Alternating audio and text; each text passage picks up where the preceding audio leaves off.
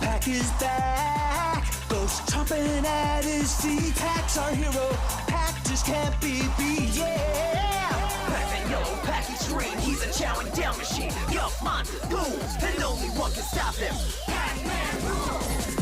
The Pac is back, ghost chomping at his feet. Pac's our hero, and Pac just can't be beat. The Pac is back! Carl and Damon here from Brrraains A Head-Banging Life, gbhblofficial.com for short. And they made what into a TV series, Pac-Man and the Ghostly Adventures, Episode 2. The adventure begins, Part 2, written by Tom Ruger and Paul Rugg after the very heavy info dump and setup that we get in Episode 1, Part 1 of this double episode.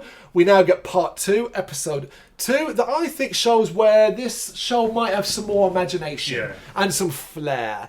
Because we've set everything up, let's get going. We begin with President Spiros doing a TV speech to Pac World about current events. The earthquakes they're experiencing and how everyone should wear a helmet. I laughed at that. Yeah. Why? Because without the Tree of Life, Pac World will crumble. And this is something he separately explains to Pac, Cyril and Spiral. He tells them they need to get the Tree of Life back, and Pac declares that they need to go to the Netherworld to get it back. The others aren't too sure, but Pac's enthusiasm and a few berries on his personal tree convince them to at least try. I think the dynamic between these three is going to be quite enjoyable to watch. Yeah, definitely. It's good as well because we're going to have a dynamic of 3 instead of the Donkey Kong 2, which was obviously Diddy and DK. Following the awful intro, because I'm not forgetting that intro is awful, Pac goes to see Blinky, Inky, Plinky and Clyde. They're caged up and refuse to help him. But on threat of being eaten, they agree to help the gang get into the Netherworld. And I'm like, well, this is never going to work out. Nope. However, in return, they want bodies and they live in Pac World. It's like, okay, so you can reverse this? Why not offer that to the ghosts in general? And they might then turn it over to whatever. Yeah. Thinking about it too much already. That might be the ending. Yeah. Well, apparently it ends on a cliffhanger. Ooh. Apparently it ends like with a cliffhanger. I've seen ahead that the entire show ends with a cliffhanger with no resolution. Yay. Display love. President Spiros initially refuses but agrees to try and restore their bodies if they complete the mission. The group all head off to the maze, but they get lost and the 4 ghosts end up arguing. Pac, though, leads the way, arriving at the gateway and reporting to President Spiros. Spiros tells them that the berries will protect them in the Netherworld, but only for so long, so they need to be quick. This is really confusing. Yeah. So from what I gather in the episode, it's the longer they're in the Netherworld, their bodies start to shrink. And they'll disappear and turn into ghosts. That's the vibe I get. In they go, and the ghosts lead them through the dangerous land. It does look pretty cool. They get into an incident with a dragon, but Pac is able to make it set its own tail on fire. I got a few bit Shrekky vibes here, didn't you? All the noises got the attention of security, though, and forced to disguise themselves as ghosts to carry on. They run into a guardian ghost, and their ruse fails because he can't see through them. This is where I think this show could be fun. Yeah. I thought this was clever, funny, and done well. And it plays out like it's not because he's dumb. It's just done cleverly. Yeah, he knows every answer to everything.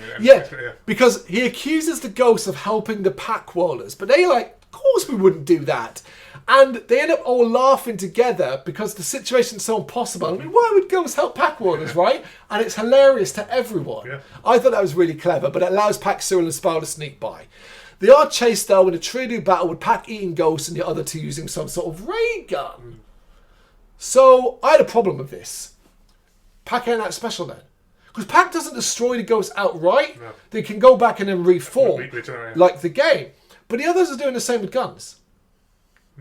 What's the point of Pac then? Yeah, what's the difference? Yeah. What's the difference? I didn't take notes of that. Yeah, I'm not too sure about this aspect of it. With the ghost dealt with, Pac and Pinky share a moment, and that made me go, wait, what? That's weird. Yep. I was like, all right, no worries. But I want layers to this show. Before the trapped ghosts inside the guns break out, I forgot. There, I wrote my own answer. Basically, I even wrote my own answer because in the notes, I write them step by step. The guns are like proton packs. There you go, yes. And ghosts only get trapped in them for a temporary amount of time. Realising they're running out of time, they carry on, but Pinky confides in Clyde that she thinks Pac likes her. She's like, that yellow one's looking to be funny, you know? They arrive at a 3-headed dog, basically Cerberus, but called Fluffy. But as they go to attack it, they're trapped in a cage, and it turns out it was a trap, and Lord Betrayus gloats. It looks like he is won as we see Pac-World on the edge of destruction. Oh no! Short show.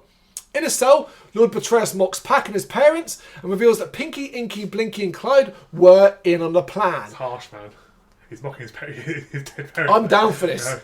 I'm down for this. But I also like the fact that Pinky, Inky, Blinky and Clyde are like, we're ghosts, man. Like, we're liars and untrustworthy. What did you expect? I'm like, damn, that's good motivation. Pinky does seem a bit upset about it, though, as Pac and the gang's powers vanish. Lord Betrayus instructs the ghost to destroy Pac and the gang, something none of them really want to do.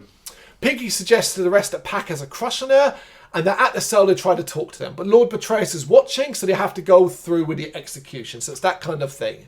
As they go to shoot him, though, Pinky reverses a raid to destroy the camera Lord Betrayus is using to watch them. She demands to know, she's like, look, before I kill you, do you have a crush on me? Pac's are like, no, gross, and all that kind of thing. But smartly, the others are like, come on, man, say you freaking do. So he says he does, and he and the gang are let out. And I was like, I like it, but it's fucking manipulative, isn't it? I thought it was funny when it was like, no, she's like, okay, cool, I can kill you. Yeah, basically, yeah. But it is quite manipulative from them, and I do wonder where we'll go with this in future. Because now what? Pac and the gang are shrinking away. Something that is getting worse and worse as the others try to distract Fluffy, and Pac tries to get a berry on the Tree of Life. He eventually gets one, growing really big and scaring Fluffy off. The others now take some berries too, and they're able to fly. And I got really annoyed by this. Why are they able to do the same as Pac? Like, you're taking Pac's special abilities away when they're able to get the same results as him. Meanwhile, Lord Betrayus is making his way to the cell and finds the ghost locked inside. And then basically they're pretending they were outsmarted. Too late for Lord Betrayus though. Pac and the gang are leaving with the Tree of Life. They run into the dragon again, but they're able to defeat it. But are then chased by an armada of ghosts. It's close, but they're able to escape and close the door behind them. Pac-World is saved. I'm shocked. And the damage is being repaired and rebuilt. Spiral, Cyril and Pac are declared heroes, and Pac is given the name of Pac-Man. Thought that was really weird. Yeah. What was he before? Pac-Boy? Pac-Boy, yeah. Just, it's weird, right? But the last line of the Ghost Wars have only just begun, though. Had me going like, wow! Like, you make it sound so serious when you do that. Like, do you know what I mean? Like, I imagine some Legolas, like Pac guy, Legolas having been in war, old with a beard, going back on my day. The ghosts would have ripped you apart and all elements like that.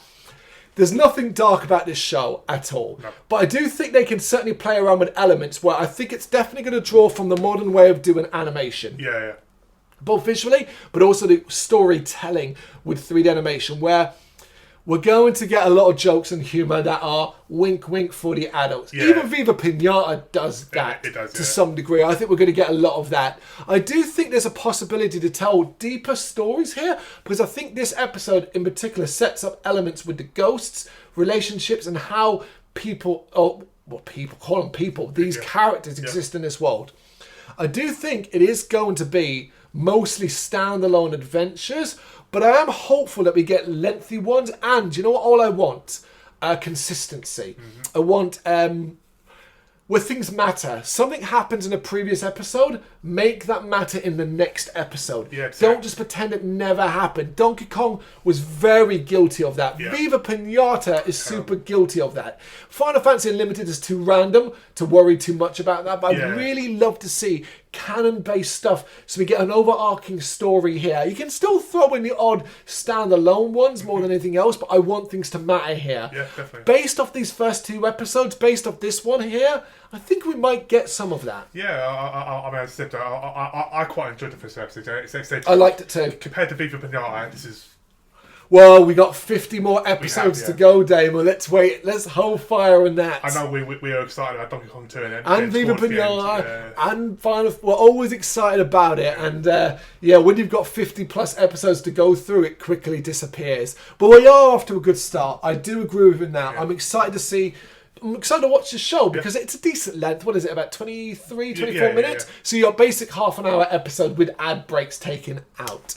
But that was episode 2, The Adventure Begins, part 2 of Pac-Man and the Ghostly Adventures. You know what to do? Let us know what you think in the comments.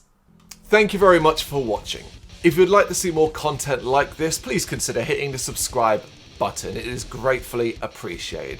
You can find us over at gbhbl.com, our full website where reviews, news and so much more goes up daily. We're also on all social media platforms: Facebook, Instagram, Twitter, Threads, at gbhbl. Just search for gbhbl and you will find us out there. We also have merchandise on sale.